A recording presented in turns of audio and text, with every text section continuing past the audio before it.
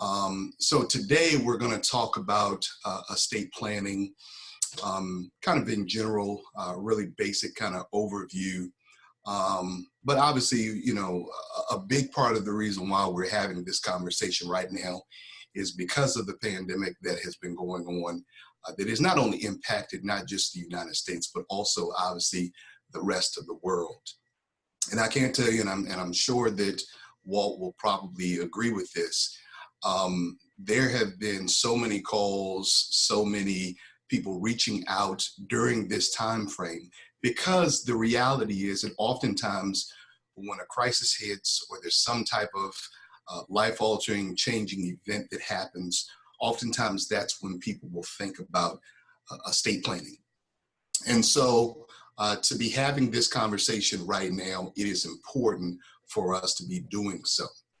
And so we've split the presentation up into two segments, if you will. And neither of us, I don't think, has any plans on keeping you terribly long today. But the first portion of the presentation we'll talk about the types of documents that you need to have in place while you're still here, while you're alive, okay? And so we'll talk about those documents, and then we'll transition, and Walt's going to talk about the documents that take effect or that are most useful after an individual has transitioned, after an individual has passed away. And so without further ado, I want to get right into talking about the documents that you will utilize while you are alive. Now, here's the thing, when we talk about estate planning, oftentimes people don't like to talk about estate planning. And one of the reasons why is you think immediately about death. And not only do you think about death, but you think about your death specifically. And oftentimes that keeps people from actually, wanting to have the conversation or doing any type of estate planning. The reality is that half of Americans will pass away without having done even a simple will. And oftentimes that can be problematic for a variety of reasons, and we'll get into that. And obviously Walt specifically will talk about that when it comes to wills. But I tell people all the time that when it comes to estate planning is just as much about life as it is about after we transition, after we pass away. And so let's dive right in and let's talk about the documents that we're dealing with when we are alive, okay? So the first document that we're going to talk about is the General Durable Power of Attorney, okay? Now, the General Durable Power of Attorney, most people have heard of the term power of attorney before. And the reality is that there are all types of different powers of attorney, okay? There are powers of attorney that will allow people to sell a car on someone's behalf. There are powers of attorney that will allow someone to enter into a real estate transaction on someone's behalf. But the power of attorney, the general durable power of attorney, is a very specific power of attorney. And of all of the various different types of powers of attorney that deal with finances, the general durable power of attorney is probably one of the most important, if not the most important type of power of attorney that can be put into place when you are executing an estate plan, okay? So first and foremost, the thing that you have to realize and understand when you're talking about a power of attorney is that what you're essentially doing is you're giving power, you are giving authority to someone to speak on your behalf, okay? That person oftentimes is known as the agent. Sometimes that person or individual is known as the attorney in fact. Whatever the term is that is going to be used or utilized, the reality is that person is given a lot of authority under a general durable power of attorney.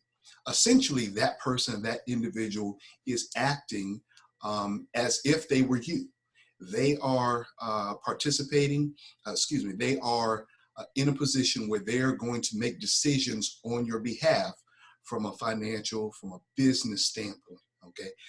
Oftentimes, powers of attorney, general durable powers of attorney go into effect, and people utilize them to conduct banking transactions, or maybe they need to speak to a mortgage company. on an individual's behalf. The general durable power of attorney gives them the authority to be able to do that, okay? Now, something that needs to be pointed out with the general durable power of attorney, there are certain powers of attorney that will kick into effect and they're only durable for, or the duration is for a period of time, okay? The general durable power of attorney is one of the type of power of attorneys that will stay in effect as long as you have that particular power of attorney in effect, okay?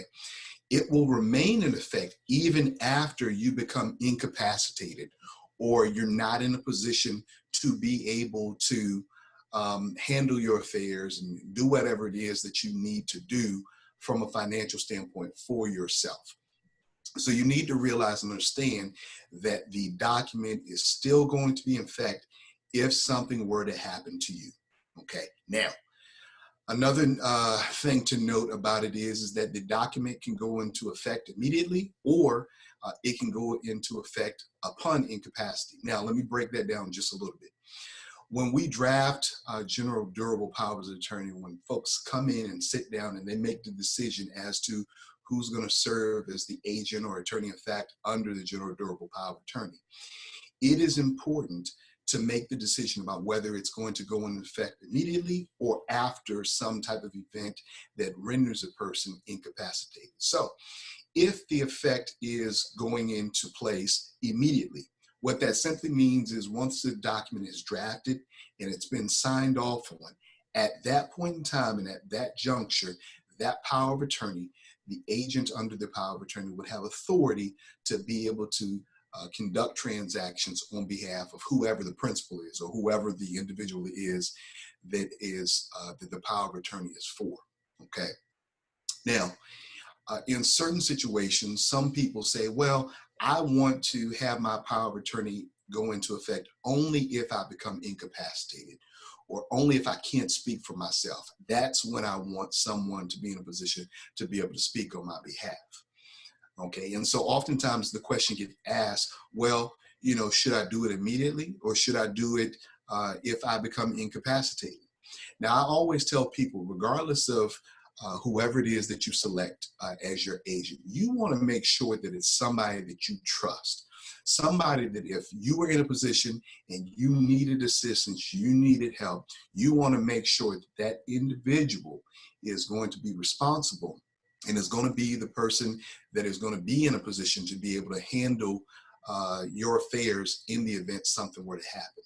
So I always tell people that, hey, you know, don't pick somebody that, you know, you feel like you're picking them out of obligation.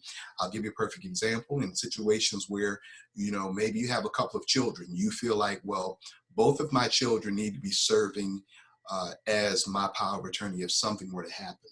Well, if the situation is that one of your children is not very good when it comes to finances, or they've had issues or trouble in their past that would lead you to believe that they wouldn't be the best candidate to serve as an agent under your power of attorney, then you have no obligation to select them as the agent under your power of attorney.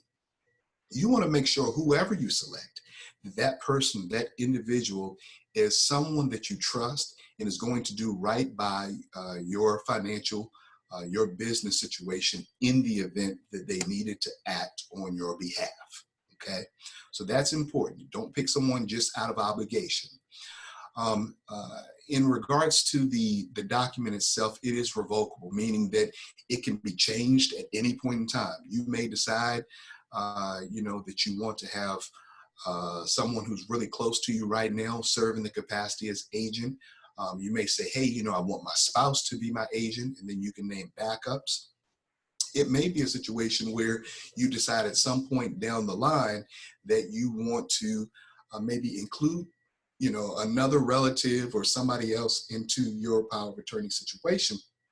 And if that is the circumstance, if that ends up being the case, then you can revoke your power of attorney at any point in time, at any juncture, and replace it with a new power of attorney if you elect to do so.